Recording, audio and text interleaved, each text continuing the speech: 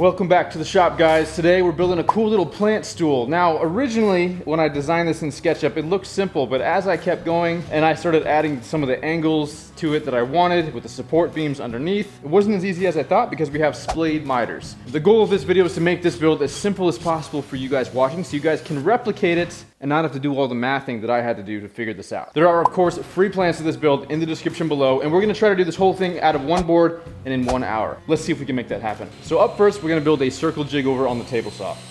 Let's get started. So here are the two things I'm using to build the circle jig. I have this 3/4 inch plywood that I'm gonna cut down to be a little bit more manageable. Then I have this piece of hardwood that I'm using for the miter bar that's gonna go in the miter slot here. They actually sell miter bars that are made out of metal or plastic that'll fit right inside these. I'd recommend doing that over using wood, especially if you have a garage shop like I do. Depending on the time of year and the humidity in the shop, these miter bars, if they're made out of wood, this is hardwood even, it'll expand and contract and it can make it stick inside the miter slots and not be as safe to use. But this is all I have, so that's what we're gonna use today. Let's go ahead and get these things cut down to size. What we're gonna do is just cut them down a little bit bigger than they need to be, and then we can just slowly shave it off until it fits in here nice and snug. We don't necessarily need it touching the bottom of the track. I'd rather have just like a 32nd of an inch of gap on the bottom. That way there's no chance of it actually pushing the plywood up off the table at all and giving us any sort of wobble.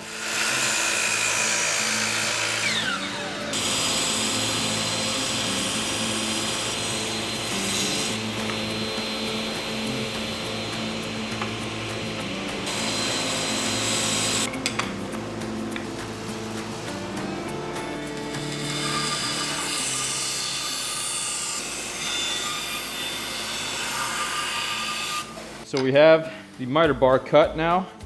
It's just underneath the surface of the table, so when it's attached to this, it won't push up on it at all. And then it could be a little bit more snug left to right. There's maybe like barely a 32nd of an inch gap in there, but it'll be close enough for this project. You guys can be as meticulous as you want at this stage. I want to make sure my blade is set to 90 degrees, and then I want this to overlap at least the width of the blade. I don't want to butt it right up against the blade here because we're not gonna get this perfectly squared if we want to be able to do one pass and square it up with the blade. So we're gonna push it well past, at least 1/4 of an inch, I'd say. I'm gonna cut this down real quick on the miter saw first. So based off where my miter slot is, and it's overlapping the blade right there, measure out. I'm gonna put this right at 5 3/4 of an inch. Gonna add some CA glue to the plywood here. Little activator, line it right up with the pencil line. Just gonna push that down, let it dry. We're gonna get a countersink bit now.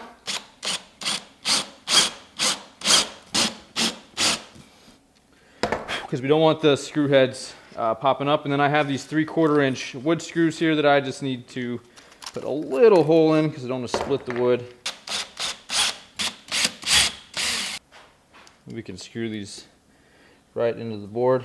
And now we know for certain that this miter bar is going nowhere.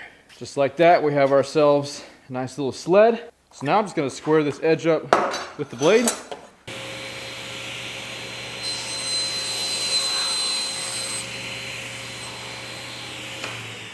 And now this thing is a perfect right angle with the blade. So now we're ready to put the Sorry, I think I yell when I have my earbuds in. So now we'll get a close up here and I'll show you how I'm going to get my 9-inch diameter circle cut. So if I want a 9-inch circle, that means I need a radius of 4.5 inches. So I'm gonna measure in. I know the blade's gonna cut right here, obviously, along the edge. So I'm gonna measure in 4.5 inches and mark roughly in the center, right there. I probably should have done this before I added the piece to the bottom, but oh well, I have the cutoff, so I'm just gonna slide that underneath because it's the same width, same thickness. Now we have a nice steady base. And all I need to do is drill this 1/8 inch hole with the Forstner bit about halfway down. I don't want to go all the way through. I want there to be a bottom on it. So I've been actually on the lookout for something to solve a problem I've been having in my shop, and that is constantly needing to fire up this old air compressor to clean out the shop, clean off projects before I finish them, clean off myself before I go back in the house. So I was super happy when Wolfbox sent me the brand new little air duster thing here. This thing is awesome, and I have not used that since I've received this. I've been using this for a few weeks now. You're gonna see a lot of this going forward in all my build videos. Now you guys know that I don't promote products on this channel that I don't personally use in the shop during my builds. This thing is completely wireless, weighs less than a pound, and puts out some pretty serious airflow for it being such a small package. It's got 3 adjustable power levels on the back here that I can control with my thumb. So whether I'm cleaning off a board before I put finish on it, cleaning out the shop, cleaning off a tool, or also the studio lights in my shop, I have to blow those out quite often. I can control the amount of air coming out of this thing so I don't damage anything, but also it has plenty of power to clear all the sawdust in the grain pattern in the wood. One thing I really like is that it comes with 4 interchangeable nozzles, including a flat, round, long, and an inflatable attachment. And honestly, I don't know anybody with a shop who wouldn't want a handheld rechargeable air duster just like this. The handle is flame retardant. The square base lets it stand upright when you're not using it, and it feels very solid and well built. If you're looking for a portable air duster to replace that canned air and cut down on how much you're pulling out your compressor, highly recommend Wolfbox. This is the MegaFlow 200. You can check out the link in the description if you guys want to check out this specific model. Thanks again to Wolfbox for sponsoring this video and for making this build possible.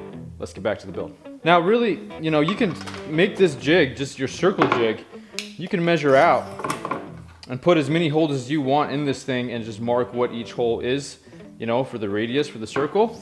And then you have yourself a permanent circle jig. But since I'm only doing this one circle now, I'm just gonna put the 1 hole in it. Whoa. And then I have this 1/8 inch dowel. That fits in the hole perfectly, just like that. And I wanna cut off just a little bit because the other half of this dowel is going to stick in the template we're going to make. So I'm just gonna, it does not have to be very tall. 3/8 of an inch or so. Something kind of like that. And it can be removed and put back in. So I have this piece of scrap here. This is what we're gonna use for our template for the 9-inch circle. It just needs to be a 9, this is just over 9 inches, which is perfect. Measure down 4.5 right there, and we're gonna measure over 4.5. And that intersecting point is where we're gonna put our other 1/8 inch hole for the dowel.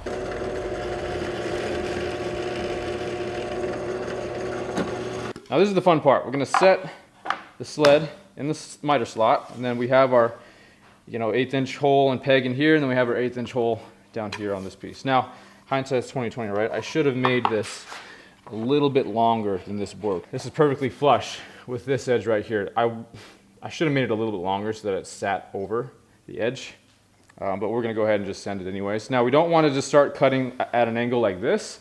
We actually wanna start taking off as close to 45-degree angles as we can, knocking it off that way. Just use this corner of the sled to kind of reference. I'm just gonna roll the camera, turn the saw on, we'll see how it works.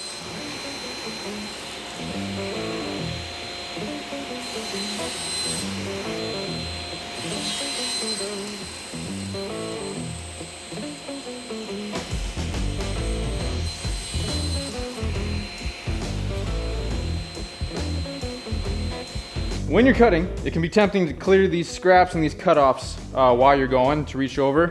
Don't do that. Just leave them there. They're not gonna fly back. They might rattle around a little bit, but they're not gonna grab the blade and fling out, right? There has to be some pressure on it. If you want to clear them, shut the saw off and move them over, but don't do it while the saw is on and running. It might seem like a lot of work, but if you just follow those few steps there, you have a circle jig now that you just can have floating around your shop whenever you need it, and then you can make templates like this, and this turned out really, really good. We can sand just a few of those ridges off. So now that we have the template done and you guys know how to make a circle on a table saw, let's get started building the stool. The material I'm using for this build is this cedar plank. You guys can use whatever wood you want. I'm using 1-inch thick material, but if you want to buy standard 3/4 inch at the hardware store, that's going to work totally fine. All the angles and the design is the exact same. So I'm going to take the piece of wood I'm going to use for the stool top here. First, we're going to take the template. We're gonna come in from the edge on both sides, probably 1/4 of an inch, give ourselves some space. Actually, I'm gonna try to steer clear of the sapwood here, but right there. Looks good to me. We can take our pencil, and I'm just gonna trace around the circle we just made.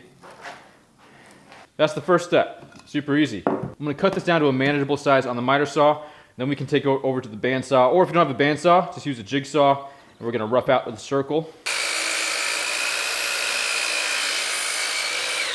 So when I rough this out, I want to make sure that I don't get right up to the line. I definitely don't want to come inside the line at all. I'm going to give myself a good, probably try to stay around 1/8 of an inch outside the line the entire time. So we have our roughed out circle here. I got a little close to the lines there. So now we're going to take the template again, flip it over here. We're gonna put a couple pieces of double-sided tape on the back. And now I wanna line this up. I wanna make sure that the cedar on the bottom is sticking out the entire stretch of the circle. I don't want anything on the inside. Looks good there. Gonna push it down, make sure it's not going anywhere. We're gonna pull out the trim router, and I like to put a piece of this like drawer rubber on the bottom. Keeps it a little more stable. The bit I'm going to be using first is a flush trim bit with the bearing on the router side. And it's not big enough to go the whole way. So I'm gonna need to do one pass like this, and then I can flip it over, swap the bit out to a bit with the bearing opposite side of the router, and we can reference that fresh cut and get the rest of the way that way. If you guys have been following the channel for any length of time, you probably know that I almost cut my pinky off a few months ago. It's actually growing back really well. So it took off the whole nail. There was just a little bit left on the back there, and it's completely regrown. So that's exciting. Still though, be safe. Not everything grows back.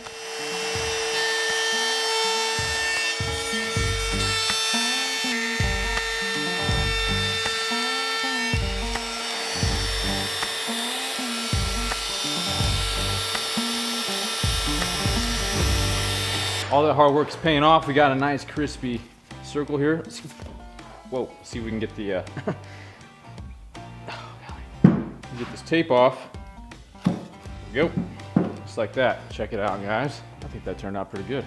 We're obviously gonna sand it down. Let's start working on the legs. I have this cutoff piece here. Again, I'm using 1-inch thick material. You guys can use 3/4 inch. Everything's the exact same. I'm gonna start with 7 inches long for the legs. We're gonna be at a 10-degree angle, 3 of them. So it'll be about that high off the ground, which I think is pretty good. We're gonna do 1, 2, 3 legs at 10 degrees, and they're gonna be the same thickness as the width. So I just want squares. I'm gonna set my table saw to 6 inches. Make sure my blade's set to the right height. I am going to cut off the side with the knot on it. That doesn't look right. Well, it is. I think we should have gone 7 because the angles are gonna take a little bit off. Oh well, you know what? We're just gonna run it.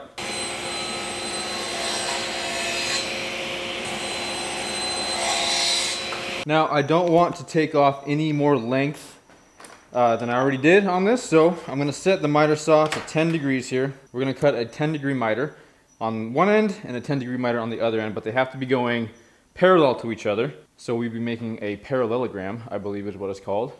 Let me know in the comments if that is correct or not. So we're just gonna line the blade up right on the corner here.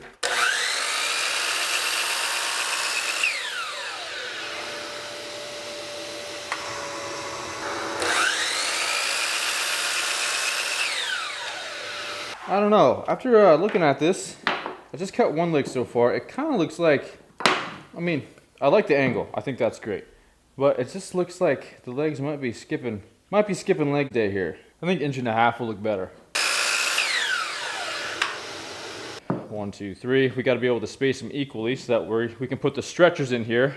That's going to be interesting. I don't know how I'm going to do the stretchers quite yet. I have a trigonometry cheat sheet that I actually used in the birdhouse build video to get those splayed miters, which is what we're looking at here. We're going to need some splayed miter angles with these legs sticking out like this. But before we do any of that, let's do a quick sanding on all of this. Then we'll do a dry fit, try to get our angles set, and figure out how the heck we're going to make these splayed mitered stretchers. Wow, sorry, slow brain today. Anyways, so I'm gonna take the nicest side. I'm gonna take this as the top. And then on the bottom though, I decided I wanna add a little decorative edge to the bottom. I've always liked furniture that has like that bottom chamfer. So I have a 45-degree chamfer on this. I'm gonna take it in 2 passes, and that'll give me a good idea of how far in I need to inset the legs. That's why I decided to do that now before we do the dry fit. And I think I'm gonna add a round over on top too.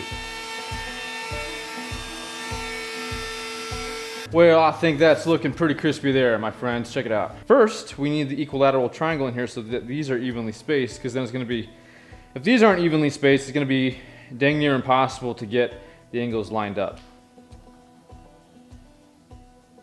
All right, so I found the center here. I measured it 1 inch from each side. Just centered up my compass here. Now, on one of the sides here. Make a mark. Right there and right there.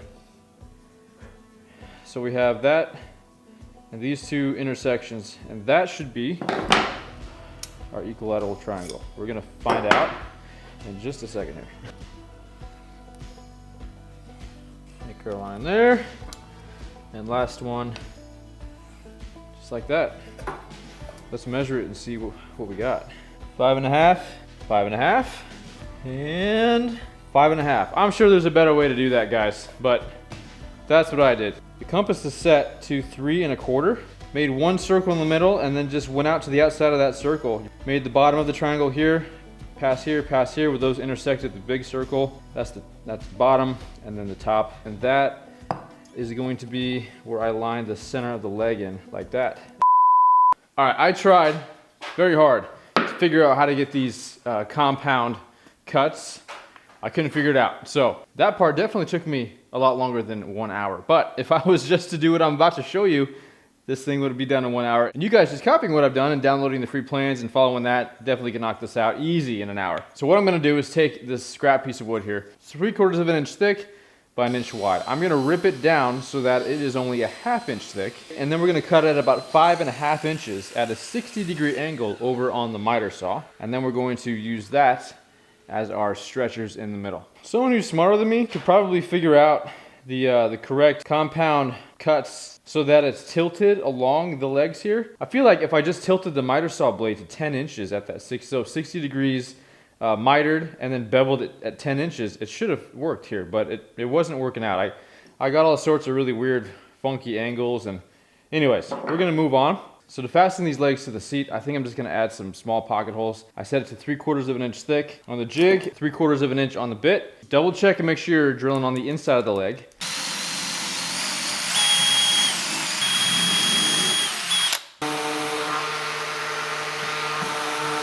I'm gonna let this glue soak in the end grain here for just a second on all of these before I fasten them down. End grain works as like a straw. The wood just kind of sucks it up on the first pass. So center it up on the mark.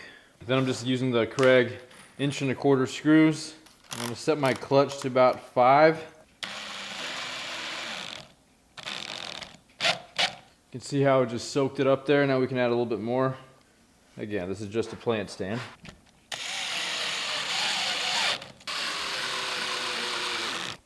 And to be completely honest, you guys could just call it good right here. I mean, that's plenty strong. I could probably, I don't know if I'd sit on it, but you could put a little bit of weight on it for sure. Definitely a plant, a pot full of dirt, whatever you want to put on it, and it's good to go. But we're gonna take this one step further. Since I spent so much time trying to figure this out, we're gonna add some stretchers on it. So let's flip it back over here, or let's go ahead and measure 3 inches up from the bottom on all of these. So I'm using these 1 inch 23 gauge pin nails. Gonna add our glue. Again, this is end grain. These just need to stay on. This is where all the magic happens, right here. So we're gonna take the first piece and we are simply going to place it right over the pencil mark. One corner there, one corner there. Now, very lightly, without too much pressure on it, I'm going to shoot a 1 inch pin nail in and not blow it out. I'm gonna do a second one. It worked. Love it when nothing splits and it works like that. All right, so now we're gonna do the same thing here. Don't shoot your fingers. 2 pin nails in. All right, that worked. Let's grab some putty, fill those holes up, and then do one final sanding before we finish. So to finish this, I'm just gonna use teak oil. This is probably gonna hold a flower pot out on the front porch. Cedar is obviously a really good wood to use outdoors because of the oils in it. It already is resistant to mold and rot and things like that. And we're just gonna wipe the whole thing down with this teak oil. There we have it, guys. Cool little plant stool. It's all done. Let me know what you guys think about it in the comments. Don't forget to check out the free plans in the description. After I got it figured out, this is definitely a 1 board, 1 hour build. I'll see you guys in the next video.